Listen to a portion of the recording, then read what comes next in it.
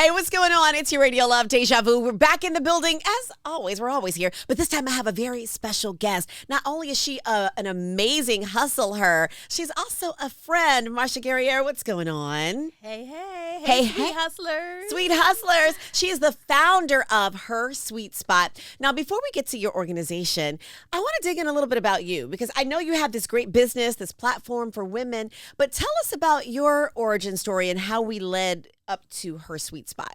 Corporate America, leaving me out. What happened? You know, I worked in for years the most male-dominated industry, the financial technology industry. We call it fintech, for over 30 years. And while working, I found myself being underpromoted, underappreciated, and undervalued. Right? Wow. And so during my time in corporate America, I realized the only way for me to succeed and climb the corporate ladder is through myself, through entrepreneurship. So what were you doing in corporate America? You said it was fintech, but what kind of things were you doing there? So I was a business analyst. I worked for software development departments in startups, Fortune 500s and startups, organizations where, you know, crazy rich men would start these companies and hire groups of people to get them to build out the company to one day be acquired, which almost every startup I worked for got acquired, got that big exit. And I watched my skills being used to help millionaires make more millions. Wow. And I decided, you know what? I want to help people who look like me get the bag. All right, so you were helping them get their businesses off the ground. That's right. You were analyzing this. So you already kind of had the experience. Absolutely. It was just stepping out. So what gave you the boldness to be able to step out and say, peace? And did you have to do it gradually or was it just one fell swoop? It was gradually. I always suggest gradual. Step into it, lean into it slowly but surely. Yeah. I wasn't running away from corporate America. I didn't start the business to then end my corporate career. So I started it so that when the time comes and they come with the pink slip, I had something to fall back on. It's always good to have that backup plan. That's Exactly. what I always live by that. Like, that's why I have multiple streams of income. Exactly. Which we're going to get into a little bit later. All right, so how long did it take you to fully go from that, your baby steps, to launching on your own? So the funny thing is, like I said, I didn't have a plan to launch on my own. They gave me the plan. The purpose of me developing my business and helping other women develop their business while they're working their corporate jobs happened to me. I worked both simultaneously, full time. Did they know this? Yes, because I never really kept it a secret because I was always on the move, right? And I had to let them know I'm hosting an event. And truth be told, I tapped them for money when I needed to raise money. Really? So I was somewhat open about what I was doing. Did they give you money? At times, yes. Okay. I did. I'm fortunate enough to be able to make connections. Although it's like they were giving me what they knew they should have given me at work. So they gave it to me from a social responsibility standpoint, right? Wow. It's really strange. That is how interesting. Yes. So they were more than happy to donate to my foundation to help me with my business. They just weren't going to give me the bag. On It's the weird. salary. Right.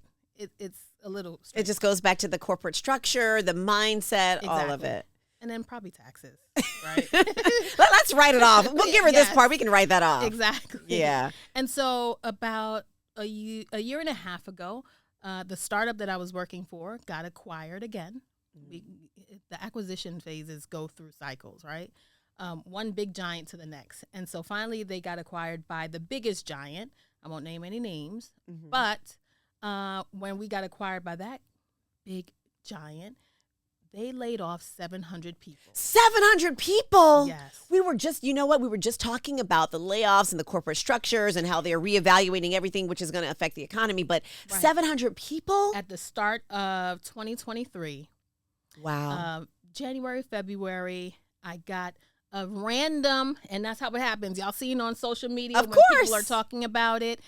Same thing happened to me. I got a random invite from my boss's boss. Random that I've invite. never Baby, don't met. invite me to nothing. That I've never met. And I'm sitting there going, Oh you know, my I'm in gosh. between. And then he booked it for like noon, which is usually the time I'm doing my side hustle on my lunch break, respectfully, right? And I'm like, oh gosh, he's booked. Who's this guy? And I spoke to my boss. I'm like, why is your boss that I've never met? And the invite said, hey, let's catch up. Catch up on what? Let's introduce ourselves first. And so I knew right away. And when you went to your boss, did he give you some kind of clue or inkling? Did he give you the wink or just something? No. Wow. She. And I want to say she didn't know, but her boss knew. So it was her boss's boss. Got it. I believe she didn't know. She probably knew something was coming. You know, that's what they say. Yeah. But I mean, I understand sometimes you can't say things, but listen, I told my boss, if y'all are about to do something, just look, just wink, just look me hard in the eyes, blink, wink, blink 3 times if I need to jump. Something. Exactly. Yeah. Give me a sign. But it didn't faze me because I was prepared. I had prepared this business. I took the business to a place where it can sustain me thereafter. I'm still doing the same things that I've done before. Things are a little different. I no longer have to juggle 2 laptops at once and work 2 businesses and 2 jobs at the same time, right? Yeah. And so when they gave me the exit, I'll be honest with you, I boo-hooed. Well, I mean, that's an emotional. This is what your thing is, your livelihood. That's emotional. Yeah, and even if you are prepared. I cried, but the reason why I cried is not what you think. It was because God. Because I said, you're giving me the sign I've always needed and that I've leaned on you for. When you know I'm ready, make this happen. And that's exactly what happened. So you think he was gently pushing you Absolutely. out into the next phase? Absolutely. All right. So what's the name of your company?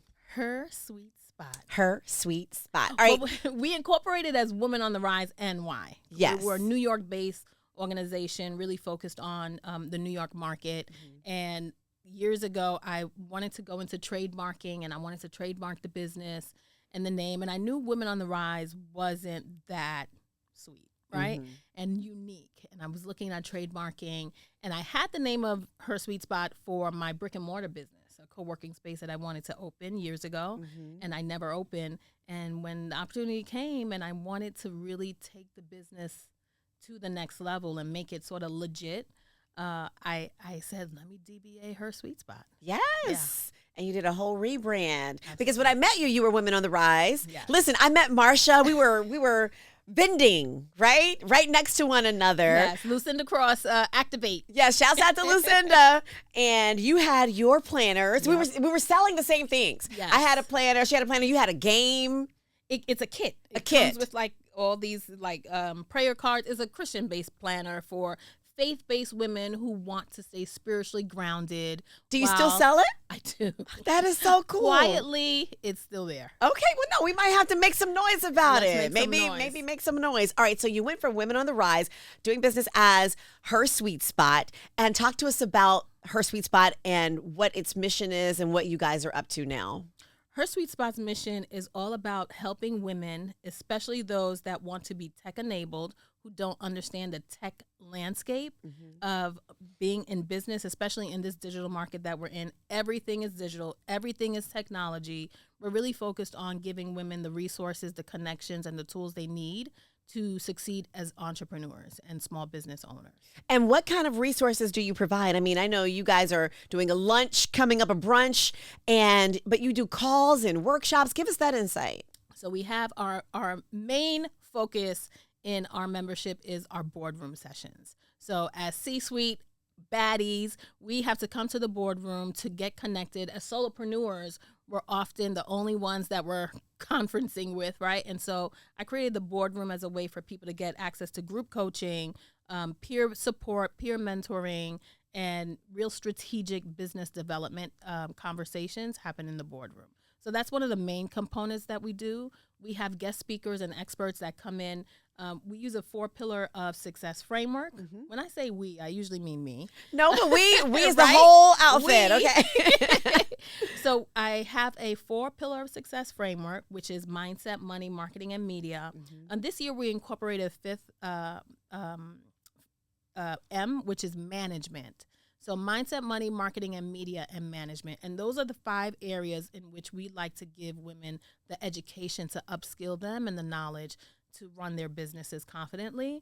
And you can't do anything without the proper mindset. You can't get to the money without the mindset. The mindset has to Okay. come first, because people out there are thinking that, oh, I'm going to put a shingle up and, hey, come and buy my stuff. Even in an entertainment industry aspect, I had to learn that even though I'm on the radio, baby, you still got to market. You still have to sell. You still have to know your audience, your target, the demo, Absolutely. fine tune it, your niche. There's a lot to it. There's a lot to it, and that's why marketing comes next, right? Yeah. You can't get the bag without the marketing Right. and understanding. Marketing is so vast. There's so many layers to marketing. Marketing doesn't mean sales. Mm-hmm. People conflict marketing and sales all the time. Because they're grouped together, sales and marketing, Right. sales and marketing. Always. And so we want to give them, especially when it comes to the digital marketing, we want to give them the skills. We connect them with the experts. We advise them. I think what happens to women often is that we jump for the wrong thing at the wrong time. Meaning what?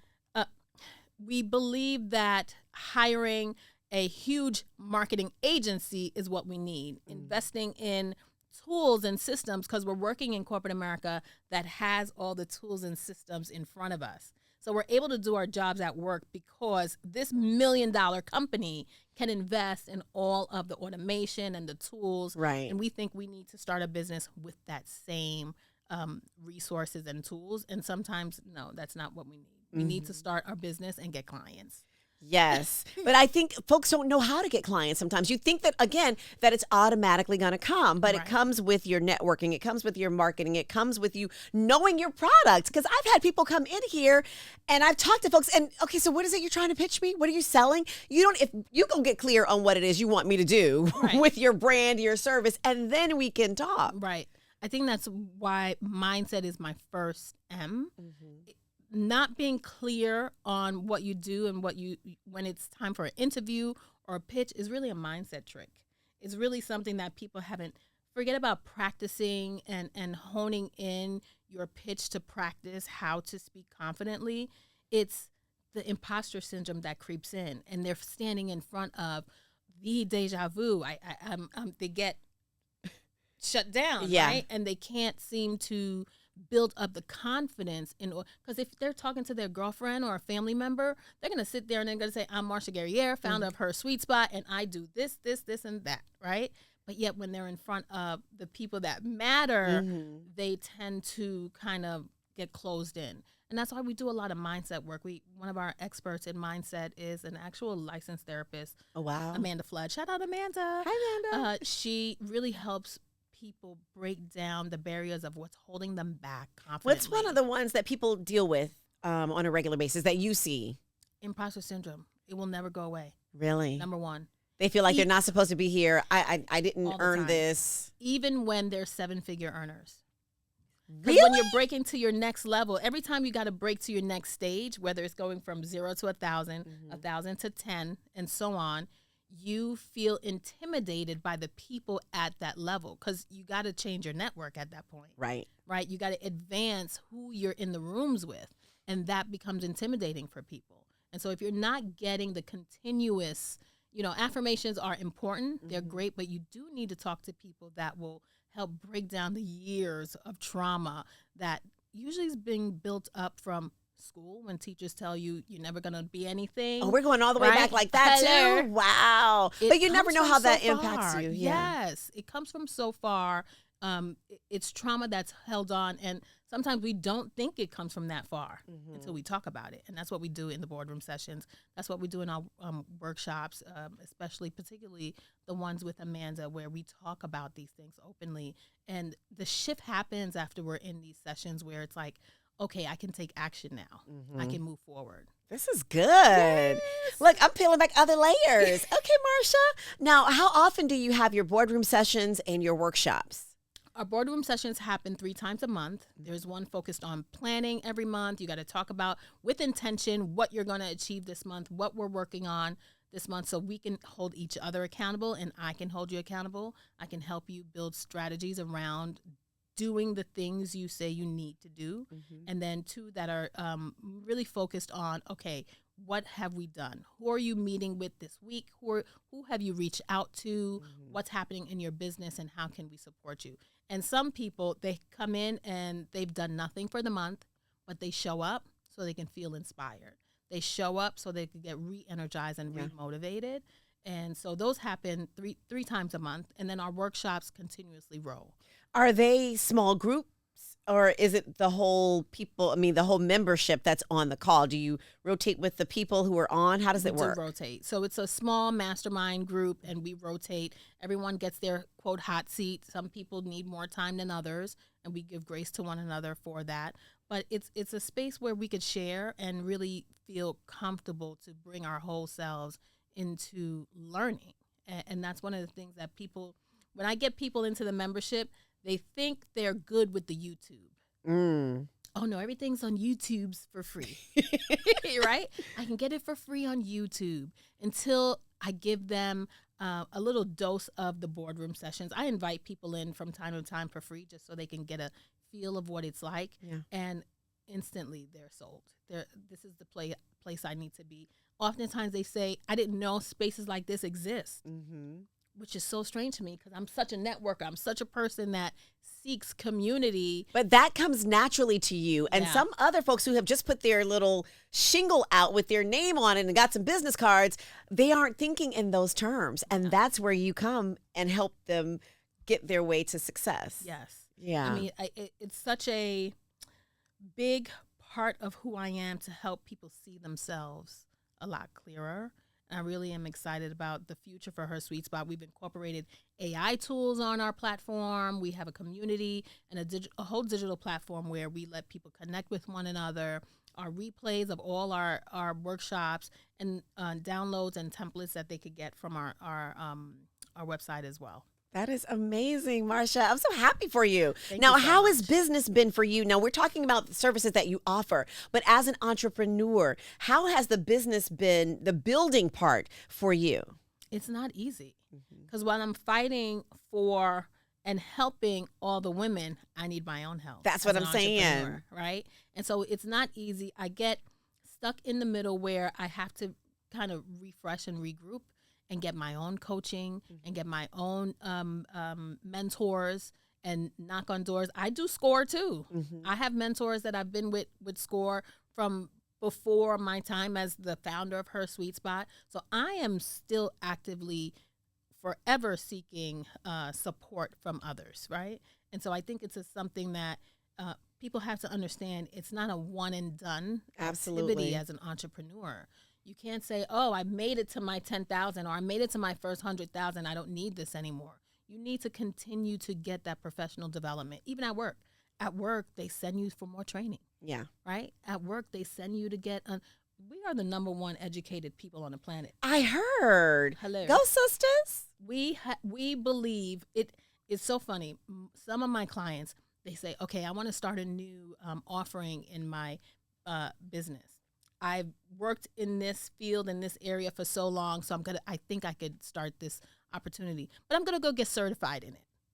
I'm like, why do you think you need a certification? You spent 20 years in your career. But you know what? This is the mindset. I was just talking to somebody. This was the mindset from back in the day that you couldn't do anything without the certification. Yeah. Because we have these new tools, because technology, because all of this stuff is here, we can use our life experience, we can use what we have and go forward in it. But I think it's a certain generation, whereas now our Gen Zs, which I'm a part of, I'm a part of the Gen Zs as well. But no, they're like living their best lives, and now I'm doing this. Okay. And we're like, wait a minute, you need to be certified. You didn't do so and so. But I think from people of a certain generation have to shift their mindset and not hold on to some of those old things that were holding us back from really getting into that next point of where we wanted to be. Just doing it.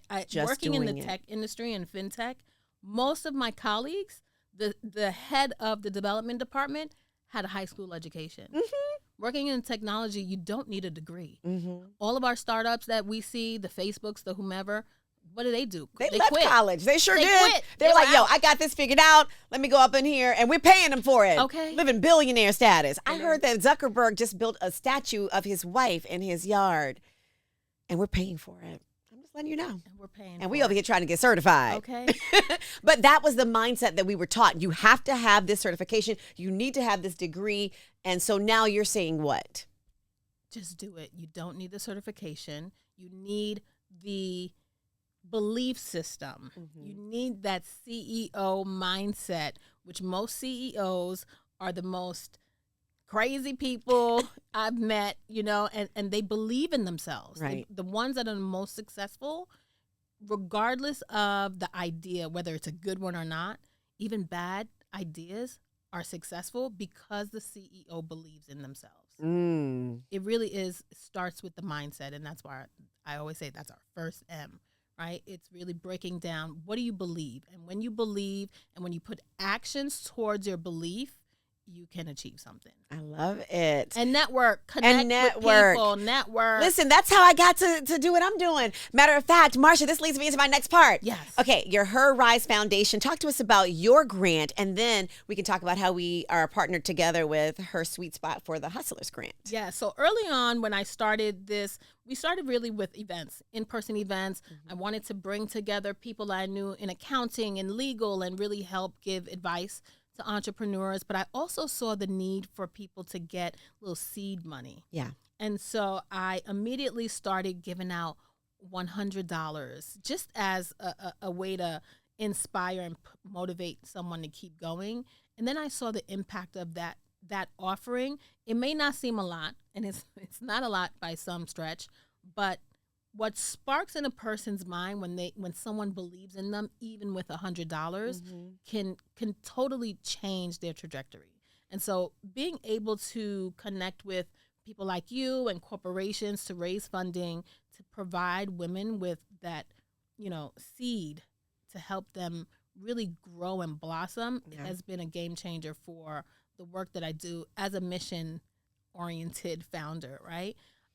It was so important to me to not only support them with resources and tools and education, but I know the thing we lacked most was funding. How do we get funding anyway? Is that a whole other conversation? That's a whole lesson. That's a whole lesson. You can go to the workshops and find out about funding. You can come to the workshops. You can. We have webinars that have talked about the different aspects of funding, the different ways to get capital. And that leads me, we'll be doing a tour soon, going around the country to different states where HerSuiteSpotters are, hanging out and really talking about the funding, access to funding, what's real funding. I think that entrepreneurship has often been romanticized, that we need to get access to funding and women of color deserve funding. We do. We don't have the networks and the silver spoons that are often given to our peers, right, and our counterparts. But there are government opportunities if you certify your business properly, if you register your business correctly, you can get access to some funding that's out there. But it takes work. It takes hard work.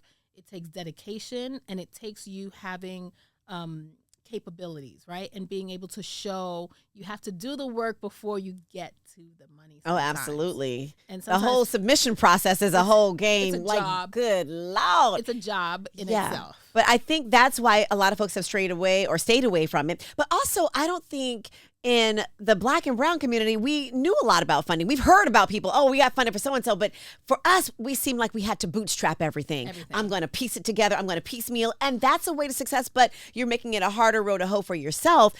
If these other opportunities for funding are out there for you to be able to get some money into your business, if it's there, I think we need to take advantage of those particular opportunities. Yeah, and connect with corporations that have a social responsibility. When you build a business, in a for-profit business, it does not have to be a not-for-profit. Oftentimes people come to me and they want to do good in the world, but they have a service they want to provide, so they think they need to run straight to a nonprofit organization.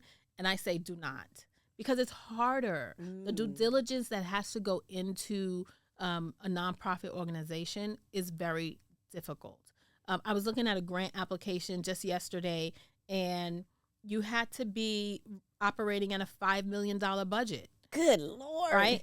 Half the people in my community could not qualify for this grant. Right. And so we try to pull together resources and other grants and accelerators that they could participate in. But when I look at the vast majority of opportunities that are available, they're really not for us. And that's why the Her Rise Micro Grant and the Hustlers Grant is so important. And there are other small grants out there that are available to small businesses that really do not require you to be in, they say venture capital, go for venture capital. And then you get to venture capital and they say, well, what's your traction? How many millions do you make a year? And then you walk around with your head down like, I'm a failure. Discouraged, right? Same with banks. You go to certain banks and you need a loan. You believe in your product and your business and your idea, so you go for a loan. And they say, well, how much are you making? Well, I'm not making any money. That's why I need the loan, right? And it doesn't work that way. And that's why seeking and doing research, using AI. Hello. I love AI. Really? It is so helpful for small businesses like us, for women of color, for women businesses. It can do the research for you like that. So use AI. Ask AI to tell you what grants are available for this type of project in this demographic, and go for it. You know what? I hadn't thought about that. Okay. And how can we find out about the HerRise Foundation and your grant? You can go to HerSuiteSpot.com. The grants are the applications are there. There is a processing fee that goes on with for the HerRise and the Hustlers grant, but it's nothing for your for the opportunity to get access to the capital. And with that application fee, you're in our circle and in our community, and you get access to the resources that we have as well. And so I was like, oh, I want to give out grants. I want to do all this stuff. And then I realized that my limited capacity is just not, baby, no, you're not going to execute. So that's when I said, hey, Marsha, let's partner together, because you were already giving out grants. And I was like, I want to do something to help our business owners.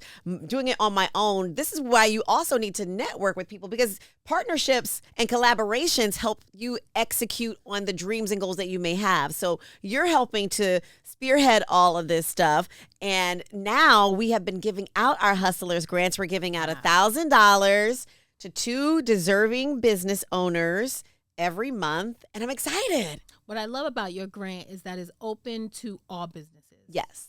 The HerRise micro grant was open for women and women of color, particularly for as long as we've been operating it. And your grant allows us to support all businesses, all business industries, whether it's for-profit, non-for-profit, and male, female, any ethnicity, whoever. You got a business, and you were a small very business, clear on wanting to support mainly true small businesses that just need a leg up. Yeah. There's some due diligence that we do. We want to make sure that you have a footprint, a digital footprint, and that you really can articulate how you'll use the funding.